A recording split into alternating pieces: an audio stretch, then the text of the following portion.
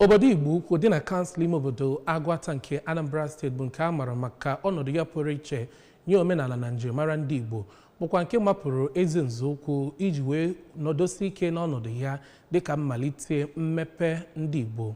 Anọ n'oge ahụzi n'emume a na-ekwu maka wee gbape akwụkwọ akpọrọ Igbo Ukwu the Igbo Cradle. Emume a bụkwa nke were ọnọdụ n'ama Ihulu Town Hall dị n'Igbo Ukwu.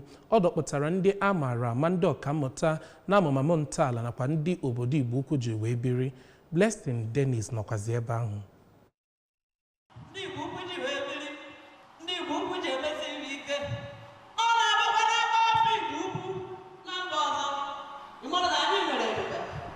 Ya bụ akwụkwọ ahụ nke onye dere ya bụ Dọkịnta Akụolisa Obikwelu bụ nke kpughere ihe ndị Igbo Ukwu ji biri na mgbe o bidoro mgbe gboo, nke gụnyere ọtụtụ ihe ji marakwa ndị Igbo Ukwu dịka oyibo kpọrọ bronze, intricate pottery na imerime ihe ndị ọzọ. N'okwu nnọọ ya ka onye chairman nke Igbo Ukwu History Project bụ Chief Eric Nwobi kọwapụtara akwụkwọ ahụ ha dere dịka akwụkwọ nke a ga-agụ wee chọpụta otu Igbo si bido na mgbe ebo jedembere, ihe eji mara Igbo na omenala ihe ndị ọzọ jikọtara ndị Igbo. Onye President General nke Igbo Ukwu Development Union bụ ọkaikpe Michael Ụba nakwa Chief Eze Chikwado Ikechukwu, onye bụkwa ọkammụta, kọwapụtara na akwụkwọ ahụ bụ nke ga-enye ezi nghọta ihe gbasara ndị Igbo, ekike, asụsụ nakwa ihe Igbo ji biri, ma kọwapụta na obodo Igbo Ukwu ihe eji mara ha bụ nke ga-adị ka ihe agbamume nyegara ndị Igbo niile n'obodo ahụ nakwa na Naịjirịa site n'Igbo Ukwu nke dị na okpuru ọchịchị Agwata. Blessing Dennis maka akụkọ ụwa ABS.